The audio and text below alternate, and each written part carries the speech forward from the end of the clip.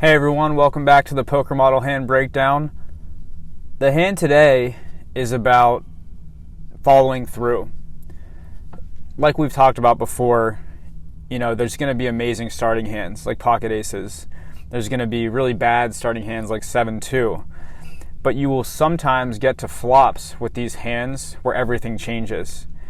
A hand will always be good, bad, or mediocre on the flop. So I want you to kind of remove the excitement of getting these great starting hands and think more about how it will move to be one of these three things on the flop. So let's check out today's hand. I think you'll see some cool stuff. I have King 4 suited on the button. On the big blind. The blinds are 200, 400, and I have 32,000 in chips. So again, I have a large stack here. 20,000 chips would be 50 big blinds. So I believe I am at 80 big blinds with 32,000. Plenty of chips. Don't want to throw chips away, but I can find spots and push back on my opponents and take advantage and grow my stack even more. Okay, action folds to the button, who raises to 800, and the small blind folds, so it's on me. Now I'm immediately thinking of a plan that I can do with my King 4. So first thing I think of is, how many chips do I have? All right, I have a large stack. So right away, that puts me in a different category of having a few more options. With 18,000 chips or less, or even 20,000 chips or less, I'm gonna fold King 4. King 4 is not a good hand. It's not something that I should hope for or really be thinking I'm gonna be playing. But I need to be a little bit skeptical and take a different look at the table because I have a large stack, and decide if I want to do something. Nothing is mandatory here in terms of doing anything with King 4. So there's a few things I can do. First of all, I look at the button stack. He has 11,200 chips left after his raise.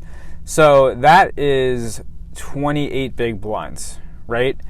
So I already know that this guy has about 8 big blinds of wiggle room before he should be all in or folding, right?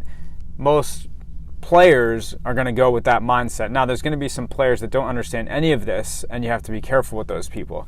But the fact that he min-raised to 800 tells me he has some awareness of those stack sizes that I had just mentioned. So I have two options here if I decide to play, which I'm going to decide to play because I have a large stack, and I want to see if I can bully this guy a little bit with his shorter stack. There's two things I can do. Number one, I could just call his bet. I can know that if it's a bad flop, I might raise his continuation bet. If it's a mediocre flop, I would call his continuation bet. And if it's a good flop, I would raise his continuation bet. So that's one option. But you know what? King 4 isn't really a great hand that I'm going to see that many amazing flops with. So I have another option right now. And that option would be to make a 3-bet and kind of leave him around the 20 to 25 big blind mark. And what that does is it really puts the pressure back on him. Raising from the button could be a lot of different hands, so he'll either have to move all in if he has a big hand or fold if he has a bad hand. So that's my plan. I'm going to try to win the pot right now just by knowing his stack size and bullying a little bit. So I raise to 2,000 and try to get him to fold. But something interesting happens. My plan, the outcomes that I had planned for didn't happen.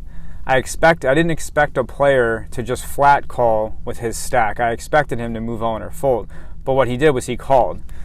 So now, you could say I'm in a jam a little bit because I made that move, and now I have more decisions to make. I've made it to the flop here, and again, the thing that's important here is to qualify my hand before I get too out of whack. So what I do is I qualify I have a bad hand, just a pair of 4s, that's third pair or worse. So just like with any other flop though, with a bad hand, I'm going to make a continuation bet and try to win the pot right now.